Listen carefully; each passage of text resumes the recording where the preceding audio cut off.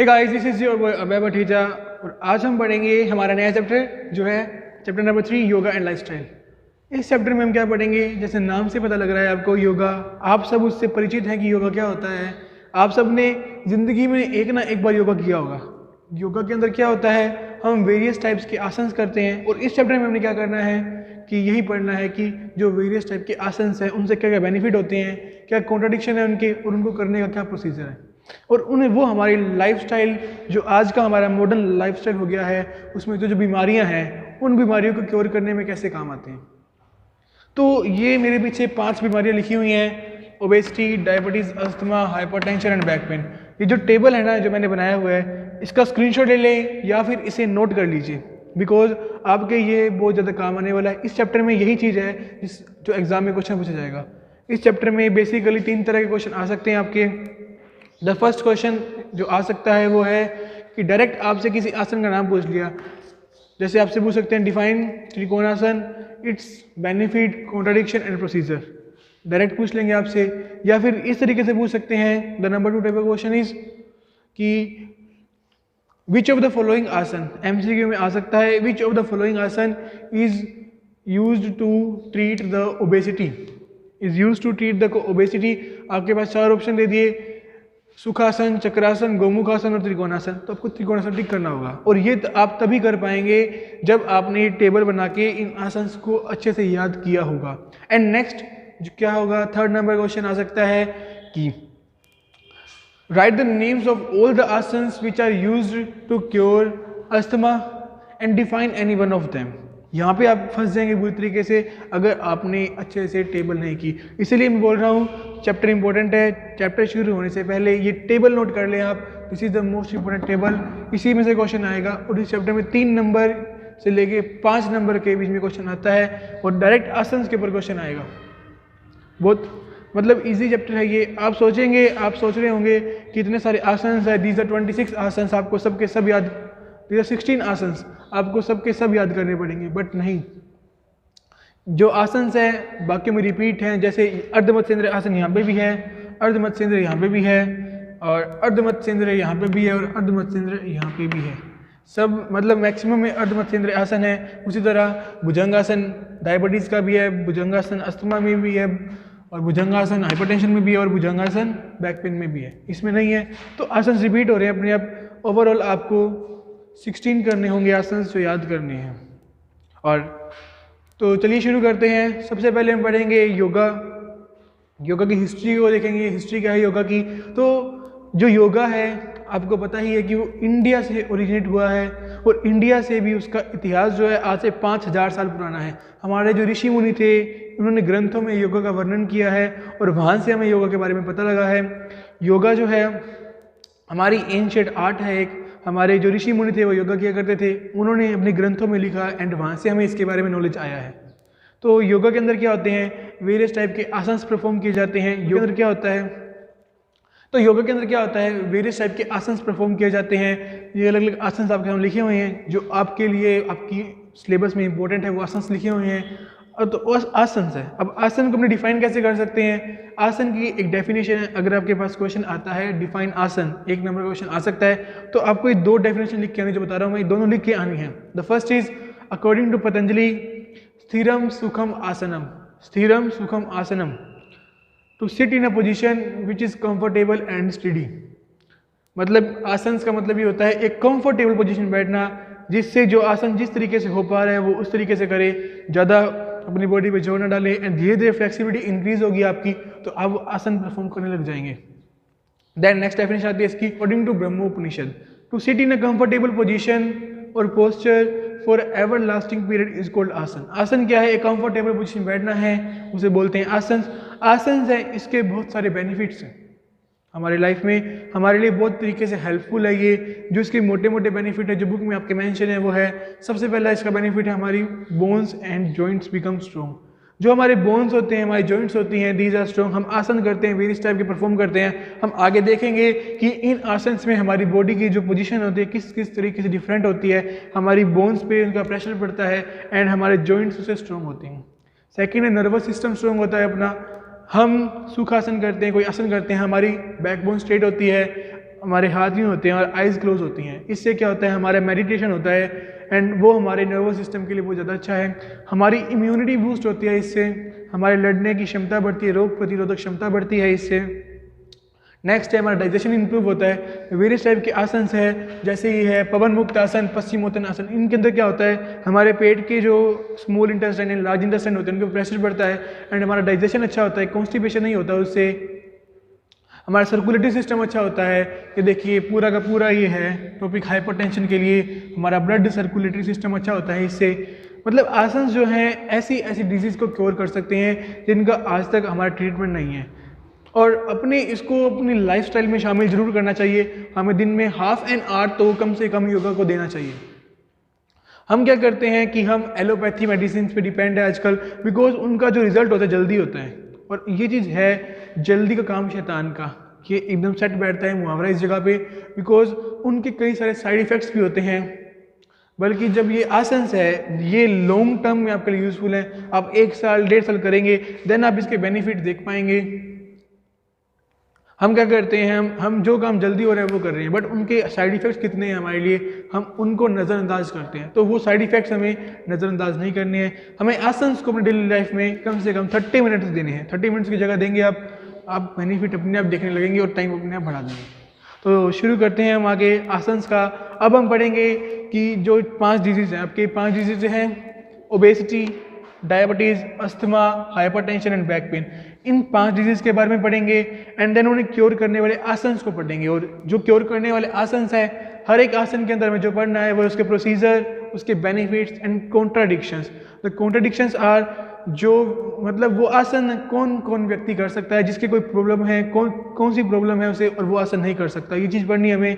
तो हम शुरू करते हैं सबसे पहले ओबेसिटी के साथ में। तो बात करते हैं ओबेसिटी की। ओबेसिटी जैसे पता है क्या होता है, मोटापा, और ये आजकल क्या है, एक फैटल हेल्थ प्रॉब्लम बन चुका है हमारे लिए। ओबेसिटी के कारण मरने वाले लोगों की संख्या दिन ब दिन बढ़ती जा रही है। दिन ब दिन जो लोग हैं वो ओबेस होते जा रहे हैं उनके इस सेडेंट्री लाइफस्टाइल के कारण। अपने क्या करते हैं, अपने कोई भी काम करना होता है किसी और के ऊपर डिपेंड है उसके लिए, खुद कोई काम नहीं करते। ये हमारे लिए सही नहीं है। हमारा लाइफस्टाइल जो होता है वो एक्टिव लाइफस्टाइल होना चाहिए। ओबेसिटी है, ओबेसिटी को किस तरीके से डिफाइन किया गया है, obesity is that condition of body in which the level of fat increases to its extreme level.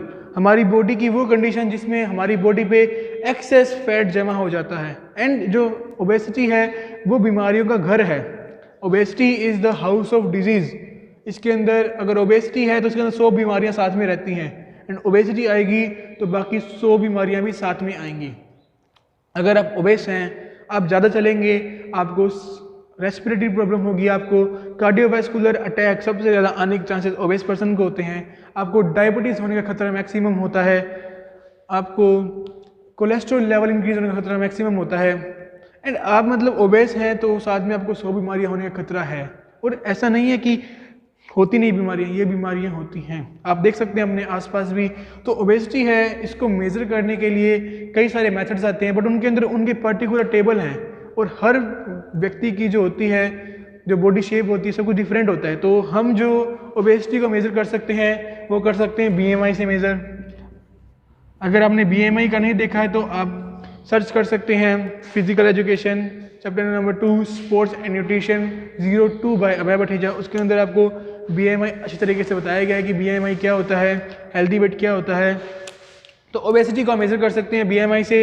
BMI का फॉर्मूला होता है weight in kg by height in metre का स्क्वायर। तो हम निकालते हैं और इसके लिए एक पर्टिकुलर टेबल होता है जिसका BMI 18.5 से 24.9 के बीच में है, वो नॉर्मल वेट की कैटेगरी में आते हैं, और जिनका 30 से ऊपर है these are obese persons, obesity की क्लास में आते हैं वो। तो अब ओबेसिटी को क्योर कैसे कर सकते हैं, हम ओबेसिटी को कंट्रोल कैसे कर सकते हैं, इस फैट को कैसे बर्न कर सकते हैं, इसके लिए 4 आसन है, वज्रासन, पदहस्तासन, त्रिकोणासन और अर्धमत्स्येंद्र आसन। हम इनको डिटेल से पढ़ते हैं, इनका प्रोसीजर, कॉन्ट्राडिक्शन एंड बेनिफिट्स। तो ये आपके लिए एनिमेटेड वीडियोस हैं जो मैं लाया हूँ, ये कॉपीराइट फ्री हैं। हमारे PM श्री नरेंद्र मोदी जी ने इसको लॉन्च किया था एजुकेशनल पर्पज़ के लिए, आपके डेली पर्पज़ के लिए, तो वो लेके आया हूँ मैं। वज्रासन, इस आसन को ध्यान मुद्रा में किया जाना चाहिए। ध्यान मुद्रा में इस आसन का अभ्यास करते समय अपनी आंखें बंद रखें। इस आसन को करने के लिए सबसे पहले आपको दंडासन की मुद्रा में आना होगा, जिसके लिए आप अपने दोनों पैरों को सामने की तरफ फैलाकर सीधे बैठें और अपने हाथों को अपने कूल्हों के पास रखें। ध्यान रखें कि आपके शरीर का वजन हाथों पर ना पड़े। अब अपने दाएं पैर को मोड़ें और अपने दाएं कूल्हे के नीचे रखें और फिर अपना बायां पैर भी मोड़कर अपने बाएं कूल्हे के नीचे रखें। सुनिश्चित करें कि आपकी जांघें सटी हुई हों और आपके अंगूठे आपस में जुड़े हुए। अब अपने हाथों को घुटनों पर रखें। सुनिश्चित करें कि आपकी ठोड़ी जमीन से समानांतर हो। अपना मेरुदंड सीधा रखें और शरीर को ढीला छोड़ें। अब सामान्य रूप से सांस लें और छोड़ें और कुछ देर तक आराम से रहें। वज्रासन से आपकी जांघों और पिंडलियों की मांसपेशियां मजबूत बनती हैं। ये आसन पाचन क्रिया में सुधार लाता है। वज्रासन आपके पैरों की नसों को मजबूत बनाता है। ये आसन पीठ के निचले हिस्से में हो रहे दर्द और सायाटिका में राहत दिलाता है। वज्रासन रीढ़ की हड्डी को दृढ़ता प्रदान कर उसे सीधा रखने में मदद करता है। यदि आपके घुटनों में दर्द हो या टखनों यानी एंकल्स में चोट लगी हो तो कृपया यह आसन ना करें। बवासीर के रोगियों को यह आसन नहीं करना चाहिए। कुछ समय तक वज्रासन में रहने के बाद अपने शरीर को दाईं ओर झुकाते हुए अपने बाएं पैर को सीधा करें और फिर अपने शरीर को बाईं ओर झुकाते हुए अपने दाएं पैर को भी सीधा कर पुनः दंडासन की मुद्रा में विश्राम करें। नियमित रूप से वज्रासन करने से आपके शरीर को मजबूती प्रदान होती है और एकाग्रता भी बढ़ती है। साथ ही आपके मन को शांति मिलती है और चिंता व तनाव से भी निवारण होता है। हस्तासन। संस्कृत में पाद का अर्थ होता है पैर और हस्त का अर्थ होता है हाथ। इसीलिए पाद हस्तासन का मतलब वो योगासन जिसमें आप अपने हाथों को अपने पैरों तक ले जाते हैं। इस आसन को उत्तना आसन के नाम से भी जाना जाता है। इस आसन के लिए सबसे पहले अपने पैरों के बीच 2 इंच की दूरी बनाते हुए सीधे खड़े हो जाएं। अब एक लंबी गहरी सांस अंदर लेते हुए अपने दोनों हाथों को सामने की ओर सीधा रखते हुए अपने सर के ऊपर ले जाएं। अपने शरीर को जितना हो सके अपनी कमर से ऊपर की ओर खींचें। इस अवस्था में धीरे धीरे सांस छोड़ते हुए अपने शरीर को आगे की ओर तब तक झुकाएं जब तक कि आपकी दोनों हथेलियां जमीन को छू सकें। ध्यान रहे कि नीचे झुकते समय आपकी भुजाएं और सर एक ही साथ नीचे झुके। ध्यान रखें, यदि आपको कमर में अकड़न की समस्या हो तो कमर को उतना ही झुकाएं जितना आप बिना किसी तनाव या तकलीफ के झुका सकते हो। अब इस स्थिति में सामान्य रूप से सांस लेते और छोड़ते हुए 10 से 30 सेकंड तक रहें। पाद हस्तासन से आपकी रीढ़ की हड्डी लचीली बनती है। यह आसन महिलाओं के मासिक धर्म के समय होने वाली तकलीफों से राहत दिलाता है। किंतु यदि आपको हृदय रोग, पीठ और रीढ़ संबंधी समस्या, चक्कर या पेट की सूजन की तकलीफ हो तो ये आसन ना करें। हर्निया, अदूरदर्शिता यानी हाई मायोपिया और अल्सर के रोगी और गर्भवती महिलाओं को भी ये आसन नहीं करना चाहिए। 10 से 30 सेकंड इस स्थिति में झुके रहने के बाद अब एक गहरी सांस अंदर लेते हुए धीरे से ऊपर आकर सीधे खड़े हो जाएं। सुनिश्चित करें कि ऊपर आते समय आपकी भुजाएं और सर साथ में ऊपर आए। ऐसा करते समय आपके दोनों हाथ सर के ऊपर तने हुए होने चाहिए। अब धीरे से सांस छोड़ते हुए अपने दोनों हाथ नीचे लाएं और विश्राम करें। इस आसन को नियमित रूप से करने से आपकी पाचन क्रिया में भी सुधार होता है और कब्ज का निवारण होता है। त्रिकोण आसन। इस आसन को ये नाम इसलिए दिया गया है क्योंकि इसे करते समय हमारा शरीर यानी हाथ, पैर और रीढ़ की हड्डी एक त्रिकोण का आकार ले लेते हैं। तो इस आसन को करने के लिए आप सीधे खड़े हो जाएं। अब अपने पैरों को परस्पर आरामदायक दूरी पर रखकर खड़े हो जाएं। धीरे धीरे अपने हाथों को ऊपर उठाएं ताकि वो आपके दोनों कंधों की सीध में आ जाए। सुनिश्चित करें कि हाथ एकदम सीधे और एक स्तर पर हो, ऊपर नीचे या आगे पीछे नहीं। अपने बाएं पैर के पंजे को सीधा रखते हुए अपने दाहिने पैर के पंजे को 90 डिग्री घुमाएं। अब एक लंबी गहरी सांस लें और फिर धीरे धीरे सांस छोड़ते हुए अपने शरीर को दाहिनी ओर कमर से झुकाएं। दाहिने हाथ से अपनी दाहिनी एड़ी को छूने का प्रयास करें और अपने बाएं हाथ को ऊपर आसमान की ओर उठा लें। हो सकता है आप में से कुछ अपने हाथ को अपनी एड़ी तक ना पहुंचा पा रहे हों, तो ऐसे में अपने हाथ को वहीं तक ले जाइए जहां तक आपका हाथ बिना किसी तनाव के पहुंच सके। इस स्थिति में कुछ देर आराम से रहें, सामान्य रूप से सांस लें और छोड़ें। पूरे शरीर में आराम को अनुभव करें। अब धीरे धीरे सांस अंदर लेते हुए वापस ऊपर की ओर आइए और अपने दाहिने पैर को सीधे कर लीजिए।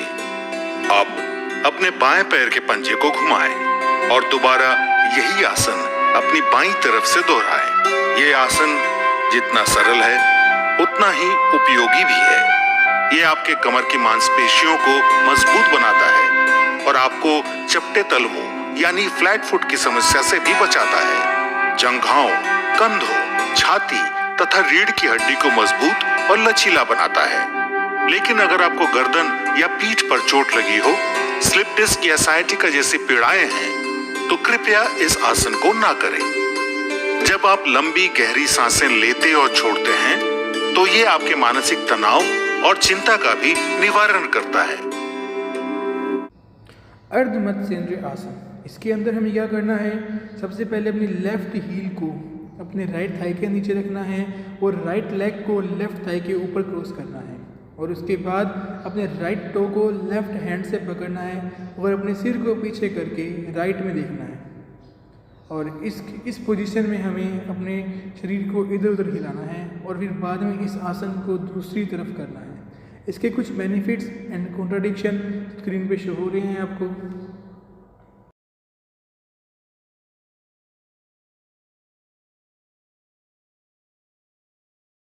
अब नेक्स्ट बात करते हैं हमारी सेकंड डिजीज़ की, जो है डायबिटीज़। डायबिटीज़ क्या होती है? ये आपने अपने रिलेशन में किसी देखा होगा कि डायबिटीज़ है उनको।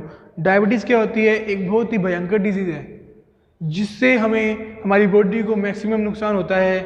एक इससे नुकसान हो सकता है कि हमारी विजन जा सकती है, प्रॉपर दिखाई नहीं देता, हमें एक्सेस ऑफ यूरिन आता है, हमारी बॉडी में पानी रुकता नहीं है।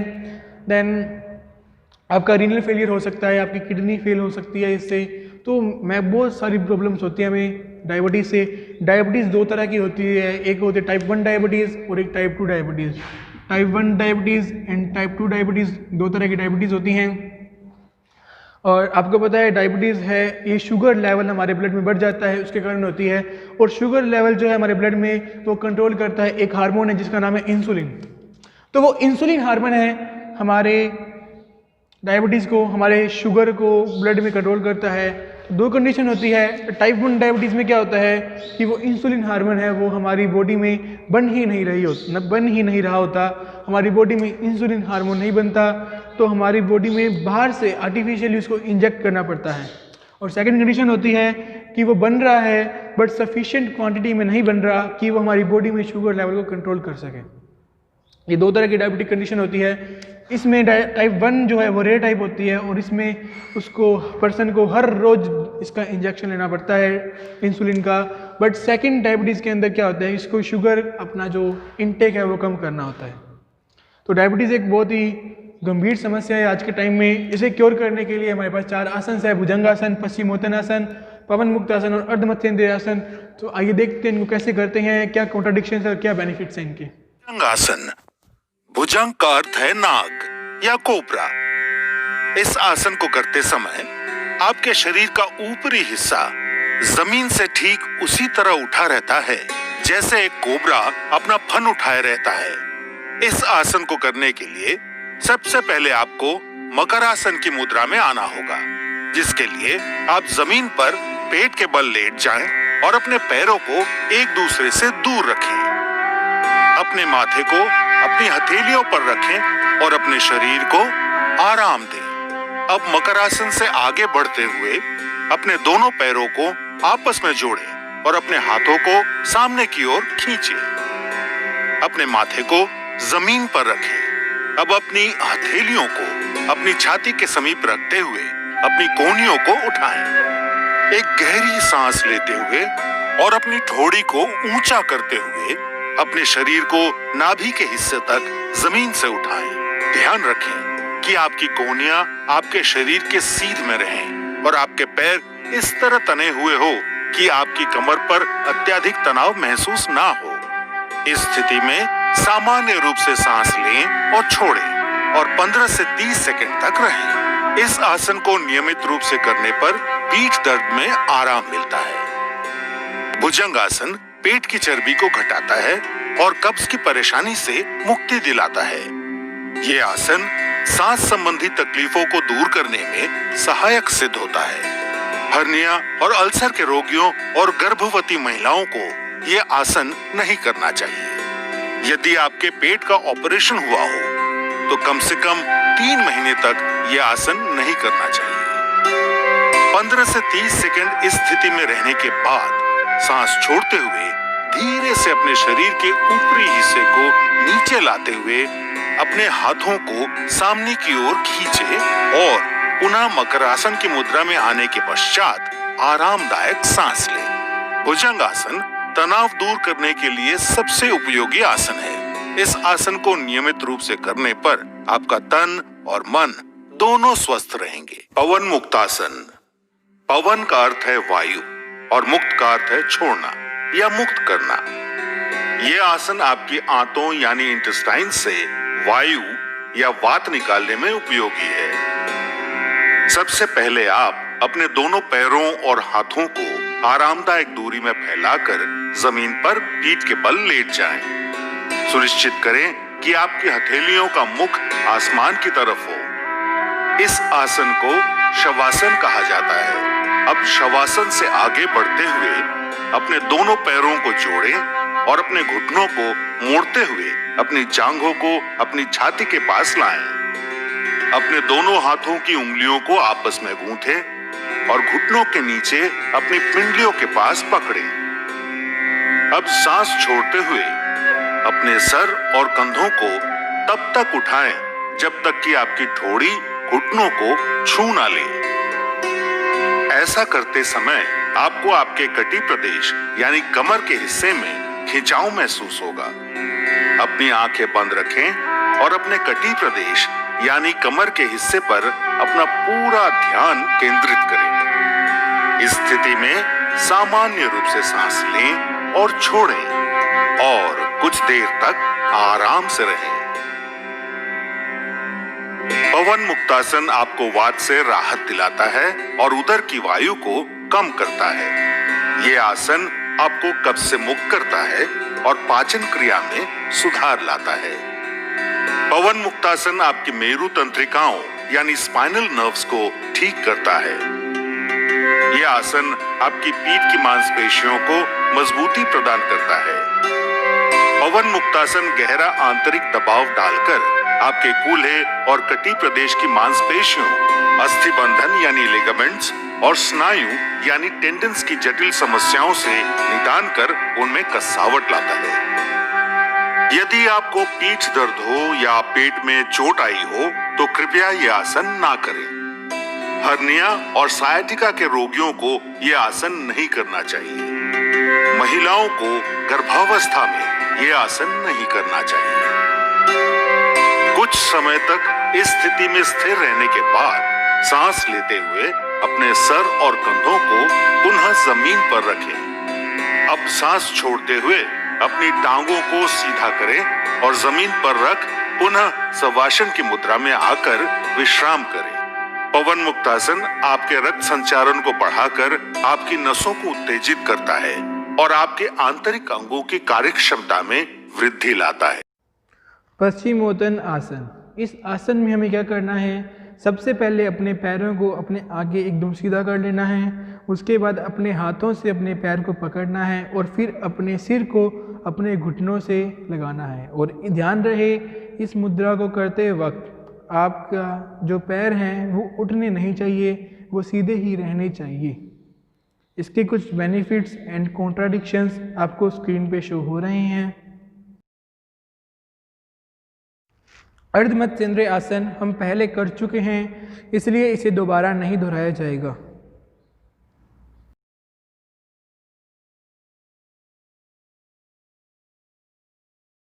अब चलते हैं हमारे नंबर 3 डिजीज पे, जो है अस्थमा। अस्थमा में क्या होता है, हम जब सांस लेते हैं तो हमारा जो ये पाथवे है, रेस्पिरेटरी पाथवे है, ये नैरो हो जाता है। और ये नैरो किस लिए होता है, ये हमारा रेस्पिरेटरी पाथवे है, ये हमारा नॉर्मल रेस्पिरेटरी पाथवे है। इसमें क्या होता है, हमारे यहाँ पे एक्सेस ऑफ म्यूकस जमा हो जाता है और एयर के निकलने के लिए पैसेज नहीं बचता। एयर जब निकलती है तो विस्लिंग साउंड आती है, हमारे इरिटेशन होती है और एयर को निकलने में तकलीफ होती है। इसको बोलते हैं अस्थमा। जो अस्थमा है वो उसके जो सिम्टम्स हैं वो सुबह सुबह अर्ली मॉर्निंग में और लेट नाइट में देखने को मिलते हैं। एंड इसमें क्या होता है, जो अस्थमा है उसका एलोपैथी में कोई भी ट्रीटमेंट नहीं है। उसके लिए हम देखते हैं कि जिनको अस्थमा होता है वो पंप लेके चलते हैं। उस पंप से क्या होता है, कुछ टाइम के लिए म्यूकस साइड हो जाता है एंड इसका सिम्टोमेटिक ट्रीटमेंट है, अभी तक इसका हमें ट्रीटमेंट नहीं मिला है। बट अगर हम योगासन करते हैं तो इससे इसका भी ट्रीटमेंट हो सकता है, बिकॉज योगासन्स आर, मैंने कह सकते हैं, गिफ्ट है हमारे लिए हमारे डिजीज को क्योर करने का। आपके पास 7 आसन है, सुखासन, चक्रासन, गौमुखासन, पर्वतासन, भुजंगासन, पश्चिमोत्तानासन और मत्स्यासन। ये 7 आसन अगर आप रेगुलरली करेंगे, 1 साल तक करेंगे, 1.5 साल तक करेंगे, then you will able to cure asthma. आप अस्थमा को इजीली क्योर कर सकते हैं। अब हम देखते हैं इन आसन्स को, और मैं वो आसन रिपीट नहीं करूँगा।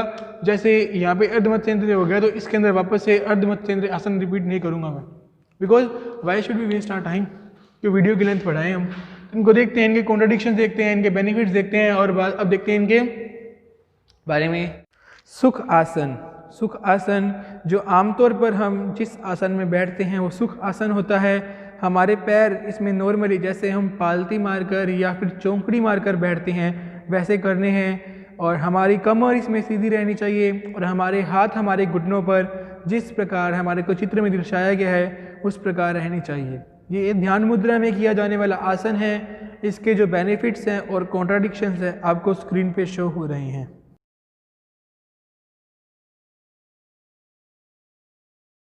गोमुख आसन।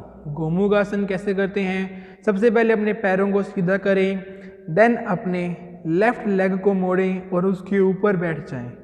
फिर अपने राइट लेग को उठाएं और लेफ्ट थाई के ऊपर से क्रॉस करें। देन फिर दोनों पैरों की एड़ियों को जोड़ें और उसके ऊपर बैठें और पीछे अपने हाथों को ले जाएं और जिस प्रकार चित्र में शो किया गया है दोनों के पंजों को आपस में पकड़ें। ये गोमुख आसन है। और ऐसा करने के बाद इसे दूसरे पैर के साथ या दूसरी साइड के साथ भी करना है। इसके जो बेनिफिट्स और कॉन्ट्राडिक्शंस हैं वो आपको शो हो रहे हैं। मत्स्य आसन। ये आसन पद्मासन की मुद्रा में होता है। पद्मासन की मुद्रा में बैठकर नीचे लेट जाएं। नीचे लेटने के बाद अपने कमर से एक सेमी सर्कल बनाएं और उस पोजीशन में कुछ समय तक रहें और अपने पैरों की उंगलियों को अपने हाथों से पकड़ें। इस चित्र में क्या है कि हाथों ने पैरों को नहीं पकड़ा हुआ, बट हमें हाथों से पैरों की उंगलियों को पकड़ना है और फिर इस आसन में बैठना है। पर्वत आसन। इसमें सबसे पहले पद्मासन की मुद्रा में बैठें, अपनी कमर को सीधा करें और अपने हाथों को अपने सिर के ऊपर ले जाकर स्ट्रेच करें। आपकी कोहनियाँ एकदम सीधी होनी चाहिए और हथेलियाँ मिलनी चाहिए और आपकी कमर एकदम सीधी होनी चाहिए। ये पर्वत आसन है और इसके बेनिफिट्स एंड कॉन्ट्राडिक्शन कुछ इस प्रकार हैं। चक्रासन।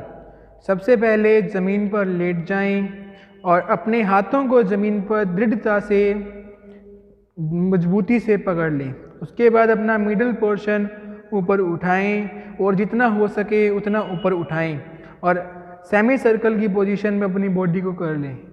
देन अपने सिर को नीचे की ओर ले जाएं अपने हाथों के एकदम बीच में। स्टार्टिंग में इस पोजीशन में 1 मिनट तक रहें और कुछ दिनों बाद 3 से 5 मिनट तक रहें। इसके कुछ बेनिफिट्स और कॉन्ट्राडिक्शन इस प्रकार हैं। देन अब चलते हैं हमारी डिजीज नंबर 4 विच इज भुजंगासन और पश्चिम हाइपरटेंशन। सभी को पता है हाई ब्लड प्रेशर, इन्हें दोबारा हर घर में जाएगा। एक ना एक तो समय की ऐसा होता है बर्बादी जिसको होगा। हाई ब्लड प्रेशर की प्रॉब्लम होती है। इसमें वो एक्सेसिव सोल्ट नहीं खा सकता, बिल्कुल सोल्ट नहीं खा सकता, चक्कर आते हैं अगर सोल्ट खाएगा, उसका ब्लड प्रेशर बढ़ जाता है, अलग सी घबराहट होती है उसके अंदर। This is high blood pressure. ये आजकल के टाइम में this is the one of the most common problem और इसका इलाज कर सकते हैं हम आसन से। बिकॉज एलोपैथी के अंदर अगर आपको हाइपरटेंशन है तो आपको डेली एक मेडिसिन होती है पर्टिकुलर, वो मेडिसिन आपको लेनी पड़ती है। अगर आप वो मेडिसिन नहीं लेंगे आपका ब्लड प्रेशर उस दिन कंट्रोल नहीं होगा और अगर ब्लड प्रेशर आपका इंक्रीज होता है तो आपको कार्डियक अरेस्ट आ सकता है, आपको ब्रेन हैमरेज हो सकता है, आपकी ब्रेन की जो नस है, नर्व है, वो फट सकती है और आपकी डेथ तक हो सकती है। तो हाइपरटेंशन है, मोस्ट कॉमन है और इसको क्योर किया जा सकता है पूरे अच्छे तरीके से। हमारे ब्लड प्रेशर को कंट्रोल रखा जा सकता है विदाउट एनी मेडिसिन। देखिए एलोपैथिक मेडिसिन है, उसके साइड इफ़ेक्ट्स हैं, बट इनके कोई भी साइड इफ़ेक्ट्स नहीं है, तो हमें इनको फेवर करना चाहिए। तो आप कैसे कंट्रोल कर सकते हैं अपने ब्लड प्रेशर को? ये 6 आसन से 5 आसन परफॉर्म करके, ये 6 आसन परफॉर्म करके आप अच्छे से क्योर कर सकते हैं। द आसन आर ताड़ासन, वज्रासन, पवन मुक्तासन, अर्ध चक्रासन, भुजंगासन एंड शव आसन। दीज आर द 6 आसन्स जो आप कर सकते हैं और हाइपरटेंशन को कंट्रोल कर सकते हैं। ताड़ यानी ताड़ का पेड़। इस आसन को करते समय आपके शरीर की स्थिति ताड़ के पेड़ की तरह ऊंची और मजबूत हो जाती है। इस आसन को करने के लिए सबसे पहले अपने पैरों को परस्पर 2 इंच की दूरी पर रखकर सीधे खड़े हो जाएं। अब अपने हाथों को कंधों तक उठाएं। हथेलियों को सामने रखकर अपनी उंगलियों को आपस में पकड़ें और फिर धीरे से कलाइयों को बाहर की तरफ मोड़ें।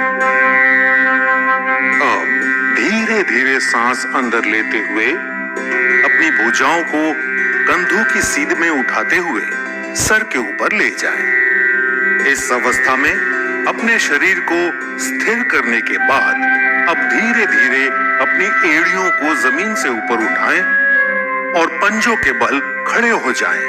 अब बिना अपना संतुलन खोए, बिना पैरों को हिलाए इस स्थिति में 10 से 15 सेकंड तक रहें। सामान्य रूप से सांस लें और छोड़ें। कुछ देर आराम से रहें। शुरुआत में संतुलन बनाना थोड़ा कठिन हो सकता है। इसके लिए आप अपने सामने एक बिंदु पर अपनी आंखें केंद्रित करें। इस आसन के नियमित अभ्यास से संतुलन बनाना सरल हो जाएगा।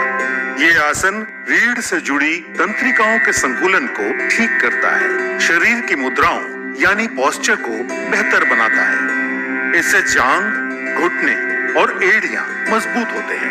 यदि आप हृदय रोग, सर चकराना या पैरों में सूजी हुई नसों जिसे वेरिकोज वेन कहते हैं से पीड़ित हों तो ये आसन ना करें।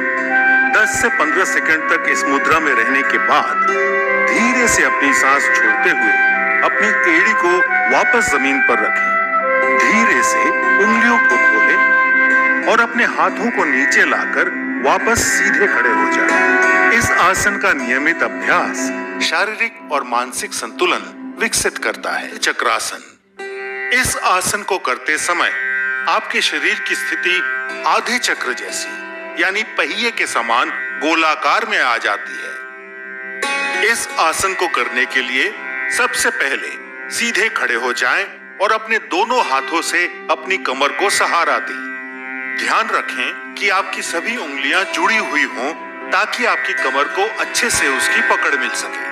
अब एक गहरी सांस लेते हुए धीरे धीरे अपने सर को पीछे की ओर झुकाएं। सर को इतना झुकाएं कि आपको आपकी गर्दन की मांसपेशियों पर खिंचाव महसूस हो। सामान्य रूप से सांस लें और छोड़ें। इस स्थिति में 10 से 30 सेकंड तक विश्राम करें। अर्धचक्रासन आपकी रीढ़ को लचीला बनाता है, मेरु तंत्रिकाओं यानी स्पाइनल नर्व्स को मजबूती प्रदान करता है। ये आसन सांस लेने की क्षमता को बेहतर बनाता है और सर्वाइकल स्पॉन्डिलाइटिस यानी गर्दन के दर्द में भी आराम देता है। पर याद रहे इस आसन को करते समय उच्च रक्तचाप यानी हाइपरटेंशन या हाई बीपी के रोगियों को सावधानी से झुकना चाहिए। यदि आपको चक्कर आते हो तो कृपया ये आसन ना करें। 10 से 30 सेकंड तक इस स्थिति में रहने के बाद अब एक गहरी सांस भीतर लें और धीरे धीरे अपनी कमर को सहारा देते हुए अपनी रीढ़ की हड्डी को वापस सीधा करें। उसके बाद सर को सामान्य स्थिति में वापस लाते हुए धीरे धीरे सांस छोड़ें और विश्राम करें। इस आसन को नियमित रूप से करने पर आप पीठ और गर्दन दर्द जैसी परेशानियों से हमेशा के लिए छुटकारा पा सकते हैं। शवासन। शवासन को हम लेट कर करते हैं। शवासन में हमें लेटना है, अपनी बॉडी को एकदम ढीला छोड़ना है। ढीला छोड़ने के बाद हमें धीमे रूप में सांस लेते रहना है, अपनी आंखों को बंद करना है और जिस प्रकार दर्शाया गया है उस प्रकार लेटना है। इसके कुछ कॉन्ट्राडिक्शन निम्न प्रकार है। बैक पेन, आपकी 5वीं डिजीज जो है वो है बैक पेन। हम भुजंगासन, बैक पेन है और वो हर 10 में से और वज्रासन हर 10 में से 9 व्यक्तियों ने इसे दोबारा कभी ना कभी फेस किया होता है या आप करेंगे आगे जाके। बैक पेन, हमारी कमर में दर्द, this is the most common problem. हमारी बैकबोन होती है, उसके 5 हिस्से होते हैं, जो लास्ट के 3 हिस्से हैं thoracic, cervical and lumbar region. इस रीजन में जो पेन होता है, जो बैक में पेन फेल्ट होता है, इसे बोलते हैं बैक पेन। जो बैक पेन होता है ये बहुत ही खतरनाक तरीके से भी हो सकता है कि आपको परमानेंट एक बेल्ट का यूज़ करना पड़ता है, उसके बिना आप खड़े भी नहीं हो सकते। इससे क्या होता है, आपको चलने में प्रॉब्लम होती है, कोई भी काम करने में प्रॉब्लम होती है और आपको बैक पेन के कारण अपना सेडेंट्री लाइफस्टाइल फॉलो करना पड़ता है, जिसके कारण आपके ओबेसिटी के चांसेस बहुत ज़्यादा बढ़ जाते हैं। बिकॉज आप कोई भी चलने फिरने में भी आपके बैक में पेन होगा एंड आप वो चलना पसंद नहीं करेंगे, जिसमें आपको पेन हो चलने में एंड आप ओबेस हो जाएंगे और ओबेस होंगे तो साथ में इतनी सारी बीमारियां, आपको डायबिटीज़ हो सकती है, आपको हाइपरटेंशन हो सकता है, अस्थमा हो सकता है, दिस ऑल बीमारियां आपको हो सकती हैं। तो बैक पेन का जो इलाज है इन आसन से कर सकते हैं। स्टार्टिंग में आपको बहुत डिफिकल्ट लगेगा, आपके पेन होगा एक बार ये आसन करते वक्त, बट धीरे धीरे हमने कहते हैं ना, practice make a man perfect. तो आप भी इन आसन को करने में बहुत मतलब कि ट्रेंड हो जाएंगे। आप 6-7 महीने करेंगे, देन 1 साल तक करेंगे तो आप अच्छे से रिजल्ट देख सकते हैं। बिकॉज इनका जो रिजल्ट है वो लॉन्ग टाइम तक है। आप वो बेल्ट लगा के बैठे रहने से बढ़िया तो यही है कि आप ये आसन परफॉर्म करें। शलभ आसन। शलभ एक संस्कृत शब्द है जिसका हिंदी में अर्थ है पतंगा या टिड्डा। इस आसन को करने के लिए सबसे पहले आपको मकर आसन की मुद्रा में आना होगा, जिसके लिए आप जमीन पर पेट के बल लेट जाएं और अपने पैरों को एक दूसरे से दूर रखें। अपने माथे को अपनी हथेलियों पर रखें और अपने शरीर को आराम दें। अब मकर आसन से आगे बढ़ते हुए अपने दोनों पैरों को आपस में जोड़ें। अब अपने दोनों हाथों को अपने शरीर के समीप इस तरह रखें कि आपकी हथेलियां आसमान की ओर हों और आपकी ठोड़ी जमीन पर हो। एक गहरी सांस लेते हुए सिर्फ अपने नितंब यानी कूल्हों की मांसपेशियों के सहारे अपने पैरों को जमीन से ऊपर उठाएं। आप अपने पैरों को सिर्फ उतना ही ऊपर उठाएं जितना आप बिना अपने घुटनों को मोड़े उठा सकें। आप पैरों को ऊपर उठाए रखने के लिए अपनी बाहों का सहारा ले सकते हैं, जिससे आप अपने शरीर को स्थिर रख सकें। अब इस स्थिति में सामान्य रूप से सांस लें और छोड़ें और 10 से 20 सेकंड तक आराम से रहें। ये आसन सायाटिका एवं पीठ के निचले हिस्से में हो रहे दर्द से राहत देता है, कूल्हों और गुर्दों के आसपास की मांसपेशियों को आकार देता है। इस आसन को नियमित रूप से करने पर जांघों की चर्बी घटती है और वजन कम होता है। ये आसन हमारे पेट के लिए भी लाभकारी है और पाचन क्रिया में सहायक सिद्ध होता है। गर्भवती महिलाओं, peptic ulcer, hernia, high BP और हृदय के रोगियों को ये आसन नहीं करना चाहिए। अगर आपकी पीठ के निचले हिस्से में बहुत दर्द हो तो इस आसन को सावधानी के साथ करना चाहिए। 10 से 20 सेकंड तक इस स्थिति में रहने के बाद सांस छोड़ते हुए धीरे धीरे टांगों को वापस जमीन पर ले आएं। अब मकर आसन में आने के पश्चात विश्राम करें। यह आसन आपके मानसिक तनाव और थकान को भी दूर करता है। वक्रासन। वक्र का अर्थ है टेढ़ा या मुड़ा हुआ।